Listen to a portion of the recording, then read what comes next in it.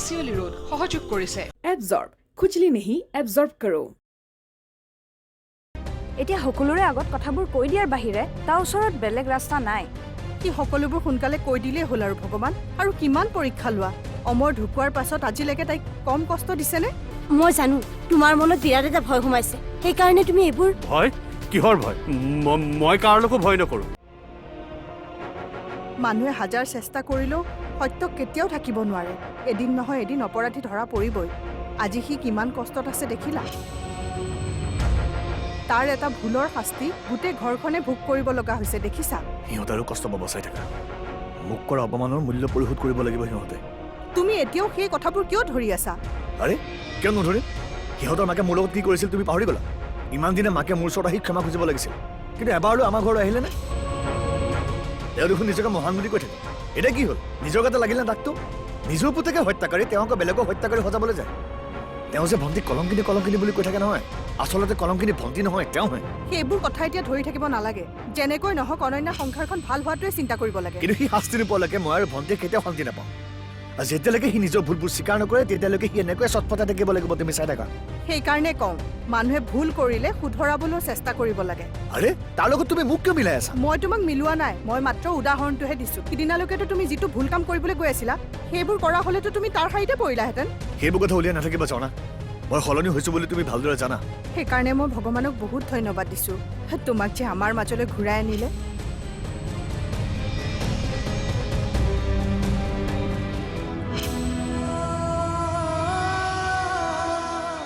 মই আৰু এই ঘৰখনৰ দুখবোৰ চাই থাকিব নোৱাৰোঁ। প্ৰিয়ম, মা আৰু বৌয়ে বহুত কষ্ট পাইছে মনত। মই তেওঁলোকৰ এই দুখবোৰ আৰু সহ্য কৰিব নোৱাৰোঁ।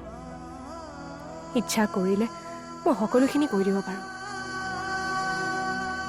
কিন্তু এই পৰিস্থিতিত মই সকলোখিনি কথা যদি কৈ দিওঁ তেন্তে এই ঘৰখন ভাঙি থান বান হৈ যাব। মই মোৰ চকুৰ সন্মুখত এই ঘৰখন ভাঙি যাবলৈ দিব নোৱাৰোঁ। এই ঘৰখনে মোক যি আদৰ দিছে, মৰম দিছে, সেয়া মই কেতিয়াও পাহৰি যাব নোৱাৰোঁ। মইতো সমাজৰ দৃষ্টিত এজনী কলংকিনী আছিলোঁ, কিন্তু প্ৰিয়মে মোক যিখিনি সন্মান দিলে, যি পৰিচয় দিলে, মোৰ বাবে তেওঁ যিদৰে সকলোৰে লগত যুদ্ধ দিলে, সেইখিনি পাহৰি যোৱাটো মোৰ বাবে অসম্ভৱ। মাথো ৰক্তিমক অলপ সাহস দিয়া ভগৱান, যাতে সি সকলোখিনি সৈ কাঢ়িব পাৰে সকলোৰে আগত। সি নিজেই নিজৰ ভুলবোৰ মানি ল'লে অন্ততঃ এওঁলোকে ইমান কষ্ট নাপাব মনত। কি হ'ল অনন্যা? হা? চোৱা, এইখিনি সময়ত আমি সকলোৱে ধৈৰ্য ধৰিব লাগিব। আচলতে কি জানা, পৰিস্থিতিবোৰ যেনেকুৱাই নহওক ঘৰখনৰ আটাইয়ে মিলি যুঁজ দিলে সমস্যাবোৰৰ সমাধান হ'বই। যেতিয়ালৈকে আমিবোৰ এক হৈ থাকিম তেতিয়ালৈকে আমাক কোনেও একো কৰিব নোৱাৰে। আপুনি ঠিকেই কৈছে মা। আমি এক হৈ থকাটো খুবেই জৰুৰী এতিয়া, আৰু এইটো তেতিয়াহে সম্ভৱ হ'ব যেতিয়া ইজনে সিজনক আমি সম্পূৰ্ণভাৱে বিশ্বাসত ল'বলৈ ল'ম।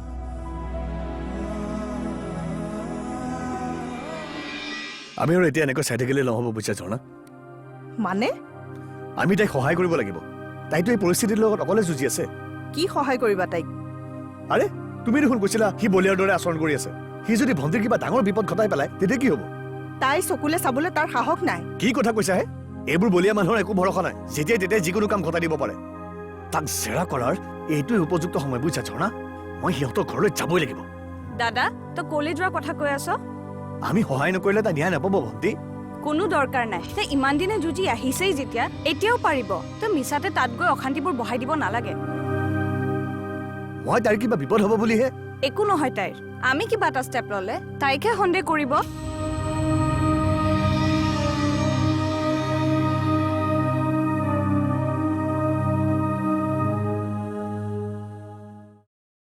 চা দাদা, মই তোক আগতেও প্ৰতিটো ক্ষেত্ৰতে সহায় কৰি আহিছোঁ আৰু এতিয়াও কৰিম। মোক বিশ্বাস কৰ দাদা। হা? তই সঁচাই কৈছনে? তই মোক সহায় কৰিবিনে ভাইটি? মই কথা দিলোঁ তোক, মই আছোঁ নহয়, সকলো ঠিক হৈ যাব। তই অকণো চিন্তা নকৰিবি। তেন্তে ব'ল, তই মোক ইয়াৰ পৰা লৈ ব'ল।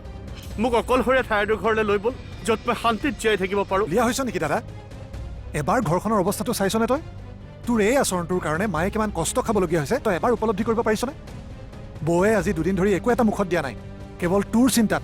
আৰু তই এই ঘৰখন এৰি অকলশৰে থাকিব খুজিছ। তই এটলিষ্ট মোক বুজিবলৈ চেষ্টা কৰ মোৰ হাতত কোনো অপশ্যনেই নাই আৰে অপশ্যন নাই, মই উলিয়াম নহয়। তই যদি এনেকুৱা অৱস্থাত থাক মই তোক কিদৰে সহায় কৰিম ক? মই আৰু সহ্য কৰিব নোৱাৰা হৈছোঁ ভাইটি প্লিজ তই মোক বচা তোক মই ৰিকুৱেষ্ট কৰিছোঁ ভাইটি তোক মই ৰিকুৱেষ্ট কৰিছোঁ তেনেহ'লে তই তোৰ ভুল স্বীকাৰ কৰ। তই যিমানে বাধা নিদিয় প্ৰীতি, মই এই সুযোগটো কেতিয়াও হেৰুৱাব নোৱাৰোঁ। তোৰ কাৰণে মই আজিলৈকে অন্যান্য চহীকেইটাই প্ৰপাৰ্টি কাগজকেইখনত কৰাব নোৱাৰিলোঁ।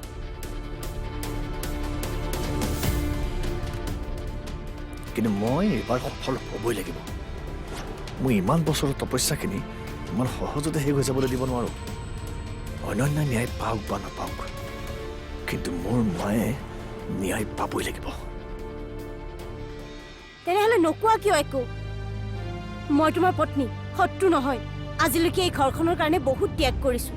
এৰি অহা ঘৰখন পাহৰি এই ঘৰখনক মই আপোন কৰি লৈছোঁ, কাৰণ ইয়াৰ মানুহখিনিক মই নিজৰ বুলি ভাবোঁ। কিন্তু তুমি মোৰ মা দেউতাকটো বাদে মোকে আজিলৈকে আপোন কৰি ল'ব নোৱাৰিলা।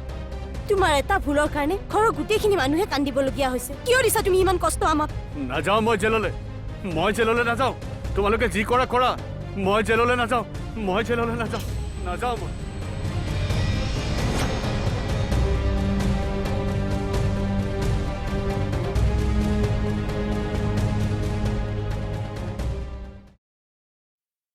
কেনেকৈ ধৈৰ্য ধৰিম মই?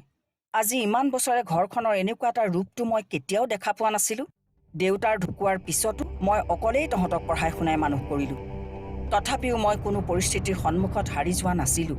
কিন্তু এতিয়া নোৱাৰোঁ প্ৰিয়ম, ভাগি পৰিছোঁ মই। ঘৰখনৰ বাবে একমাত্ৰ তুমিয়েইতো সাহস মা। সৰুৰে পৰা যিকোনো পৰিস্থিতিৰ লগত যুঁজিবলৈ তুমিয়েতো আমাক শিকাই আহিছা। এতিয়া তুমি এনেকৈ ক'লে মোৰ নিজৰ ওপৰতে বিশ্বাস হেৰাই যাব। তই যি ভাল দেখ তাকেই কৰ।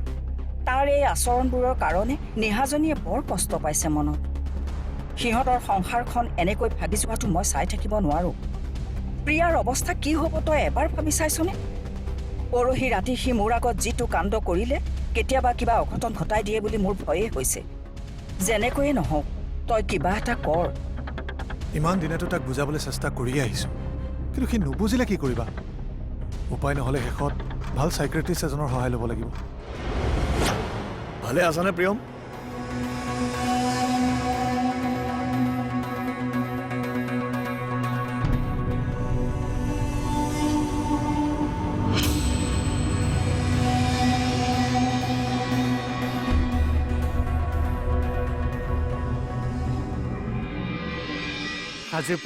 আজিৰ পৰা মই ইয়াতে থাকিম। মই কাৰো লগত কথা নাপাতো। মই অকলে থাকিলেহে শান্তিত থাকিব পাৰিম। মই আৰু কাৰো লগত কথা নাপাতো।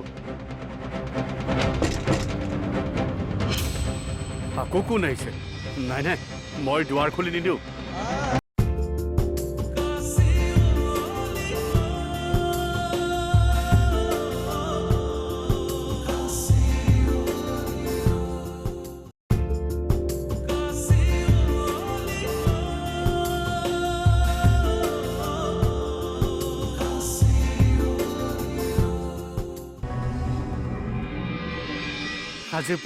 আজিৰ পৰা মই ইয়াতে থাকিম। মই কাৰো লগত কথা নাপাতো। মই অকলে থাকিলেহে শান্তিত থাকিব পাৰিম। মই আৰু কাৰো লগত কথা নাপাতো। আকৌ কোন আহিছে? নাই মই দুৱাৰ খুলি নিদিওঁ। দুৱাৰখন খুলি দিয়াচোন ৰক্তিম। ভিতৰত কি কৰি আছা তুমি? খোলাচোন দৰজাখন। ৰক্তিম, ইহঁতবোৰে মোক অকণমান সময়ো শান্তিত থাকিব নিদিয়ে। কি হ'ল আকৌ? অনন্যাৰ ককাইক আহিছে। তুমি মাত এষাৰ দিয়াহি আকৌ। সি আকৌ কিয় আহিছে? ককাইকে ভনীয়েকৰ ঘৰলৈ কিয় আহে? ইহঁতবোৰে মোক ফচাবলৈ আহিছে। মই কাকো মাত নিদিওঁ। তুমি এনেকুৱা কিয় কৰিছা ৰক্তিম? তুমি যদি ওলাই গৈ মাত এষাৰ নিদিয়া তেওঁ বেয়া নাপাব জানো? আৰু আমাৰ সন্মানৰো কথা এটা আছে। মোৰ সন্মান একো নাই। তুমি ইয়াৰ পৰা যোৱা। যোৱা বুলি কৈছো নহয়। মোক অকণমান অকলে থাকিবলৈ দিয়া। অকলে থাকিব দিয়া মোক। মই অকলে থাকিম।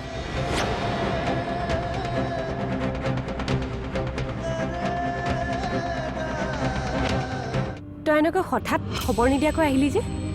কিয়? নিজৰ ভনীজনী ঘৰলৈ আহিবলৈ কাৰোবাক খবৰ দি আহিব লাগিব নেকি? আৰু কি, দাদাৰ যেতিয়াই মন যায় তেতিয়াই আমাৰ ঘৰলৈ আহিব পাৰে। তাকেইতো, তোমালোকে যে মৰম আৰু সন্মানেৰে তাইক আদৰি ল'লা, মই তাতে সুখী। এনেকৈ কৈ লাজ কিয় দিছে? শুদ্ধ পথত থকাজনক ভগৱানে শেষত সহায় কৰেই। বাকী প্ৰীতি আৰু বৌহঁতৰ ভাল নহয়? ভাল তোমাক বাংগালোৰৰ পৰা অহাৰ পাছত লগেই পোৱা নাই নহয়। সেইদিনা ভাবিলোঁ দুয়োকে মাতি নি ভাত এসাঁজ খুৱাওঁ, কিন্তু তোমালোকৰ কিবা ঘৰুৱা সুবিধা বুলি গম পাই নিজে খবৰ এটা ল'বলৈ গুচি আহিলোঁ।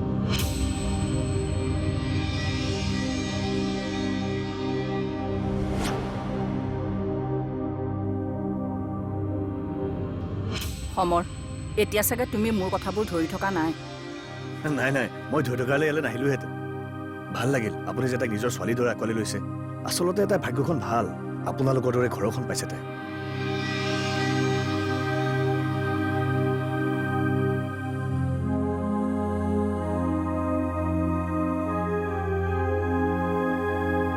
নহ'লে আমাৰ দৰে মানুহে ক'ত আপোনালোকৰ নিচিনা সংস্কাৰী ঘৰ এখন পোৱা আশা কৰিব পাৰিলোহেঁতেন। আচ্ছা, এই ডাঙৰজন দেখা নাই যে, তেওঁ নাই নেকি? দাদা অলপ অসুস্থ, সেইকাৰণে ঘৰতে ৰেষ্ট লৈ আছে সি। অ' হয় নেকি? অনন্যা, দাদা কেনেকৈ সুদামুখে পঠিয়াবানে? নাই নাই নাই, মই একো নাখাওঁ। নাখাওঁ বুলি ক'লে হ'ব জানো? যোৱাচোন, চাহ কৰাগে দাদালে।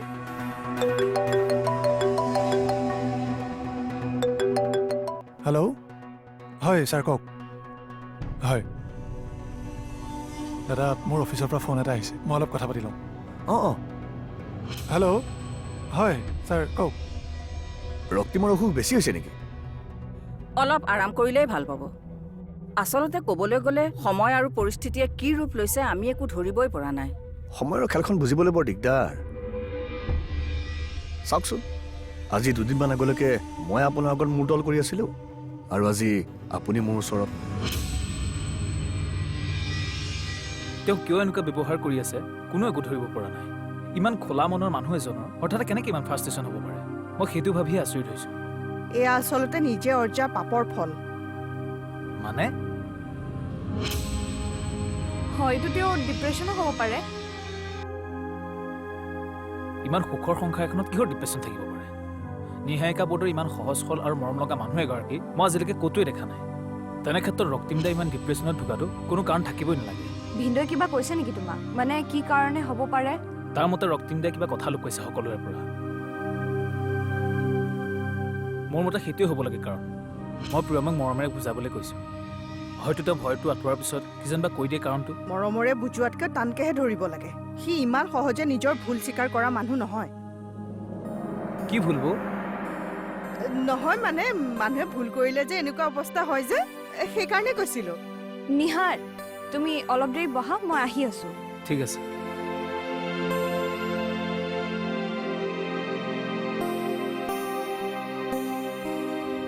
নমস্কাৰ, মই নন্দিনী কাশ্যপ। নমস্কাৰ, মই প্ৰসেনজিৎ বৰা। আপোনালোকৰ প্ৰিয় অসমীয়া ধাৰাবাহিক কাচিয়লি ৰোড সম্প্ৰচাৰিত হ'ব দুটি নতুন সময়ত, আৰু সময় দুটি হৈছে নিশা 9 বজাত আৰু পুনৰ সম্প্ৰচাৰিত হ'ব নিশা 11:30ত আপোনালোকৰ প্ৰিয় চেনেল ৰেঙনি টিভি।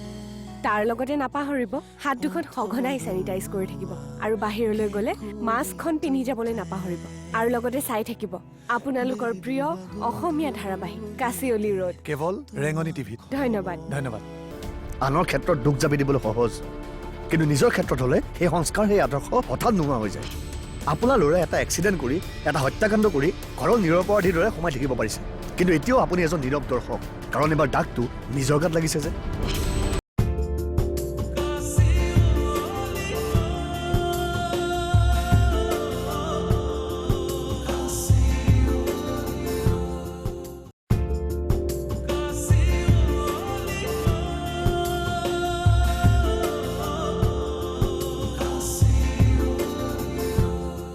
গতিকে আপুনি দাদা মোক বেয়া নাপাব, মোৰ ইম্পৰ্টেণ্ট কাম এটা ওলাল, ছাৰে এতিয়াই মাতিছে, মই যাব লাগিব। যোৱা যোৱা যোৱা, তোমাৰ সময় নষ্ট কৰিব নালাগে, যোৱা। মা, কথা পতা। ঠিক আছে।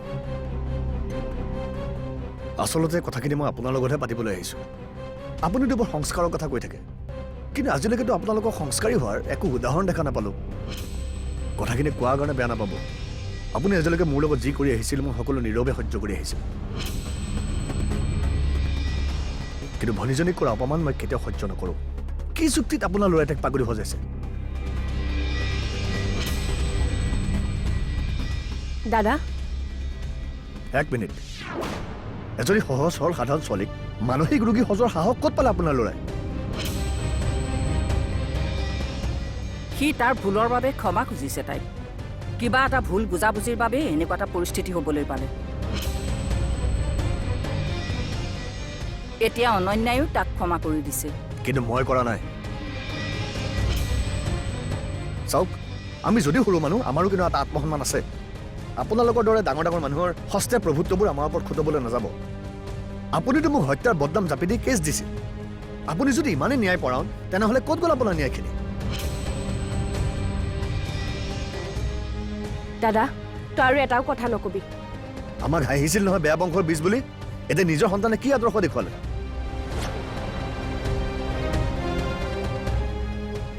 নিজৰ ভনীকজনীৰ ওপৰত কোনোবা এনেকৈ বদনাম জাপি দিয়াৰ পাছত কোনটো ককায়েকে চাই থাকিব আপুনিও কওকচোন তেওঁ নিজে অপৰাধ কৰি এই নিৰ্দোষী ছোৱালীজনী বদনাম জাপি দিবলৈ তেওঁ লাজ নালাগিল মই আৰু এইবোৰ কথা পাতি থাকিব বিচৰা নাই তোমাৰ ভনীয়েৰাৰ খবৰ লোৱা হ'ল যদি যাব পাৰা ৰ'ব মই যোৱাৰ আগতে আপোনাক এটা কথা সুধিব বিচাৰিছোঁ এদিনীয়া মানুহ এজনক এটা বিশ্বাস কৰি আপুনি এহাল নিৰ্দোষী ককায়েক ভনীয়েকক হত্যাকাৰী সজাই পুলিচৰ ওচৰত গোচৰ তৰিব পাৰে তেনেহ'লে কি যুক্তিত এজন হত্যাকাৰীক আপোনাৰ ঘৰত আপুনি আশ্ৰয় দিছে মই ক'লোৱে দেখোন ভুলতে ওলাই গ'ল বুলি তাৰ মনত যদি কিবা সন্দেহ হয় সিটো প্ৰিয়ম ভিন্দক কৈ দিব তেতিয়া কি কৰিবা মোৰ ভবাই নহ'ল কথাটো আমাৰ সাধাৰণ এটা ভুলে বাক বহুত ক্ষতি কৰিব পাৰে আৰু প্ৰিয়ম ভিন্দই বাক সন্দেহ কৰাটো আমি কেতিয়াও হ'ব দিব নোৱাৰো এতিয়া মই কিবা এটা কৰিব লাগিব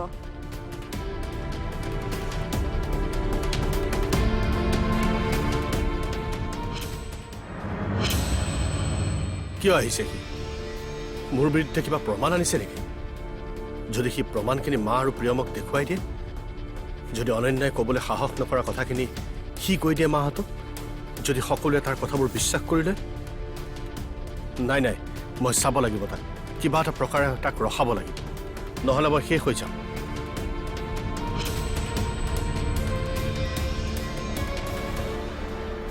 তাৰমানে এয়াই আপোনাৰ ন্যায় আনৰ ক্ষেত্ৰত দুখ জাপি দিবলৈ সহজ কিন্তু নিজৰ ক্ষেত্ৰত হ'লে সেই সংস্কাৰ সেই আদৰ্শ হঠাৎ নোহোৱা হৈ যায় আপোনাৰ ল'ৰাই এটা এক্সিডেণ্ট কৰি এটা হত্যাকাণ্ড কৰি ঘৰৰ নিৰপৰাধীৰ দৰে সোমাই থাকিব পাৰিছে কিন্তু এতিয়াও আপুনি এজন নীৰৱ দৰ্শক কাৰণ এইবাৰ দাগটো নিজৰ গাত লাগিছে যে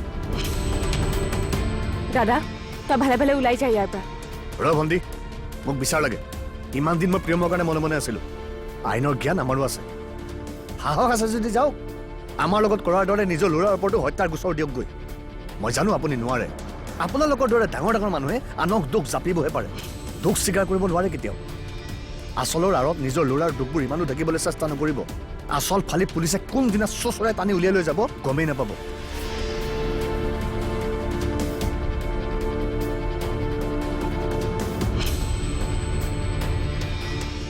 আৰু আজি পুলিচৰ ভয়ত কম মই সকলো কম মোক পুলিচৰ ওচৰত নিনিব মোক পুলিচৰ ওচৰত নিনিব মই সকলো কম মই একো কৰা নাই মই কম মোক পুলিচৰ ওচৰত নিনিব পুলিচৰ ওচৰত নিনিব মই সকলো কথা কম মোক পুলিচৰ ওচৰত নিনিব মোক পুলিচৰ ওচৰত নিনিব প্লিজ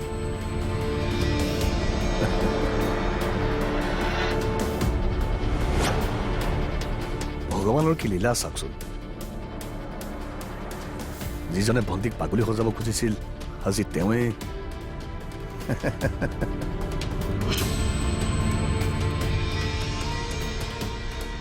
আহিছো ভণ্টি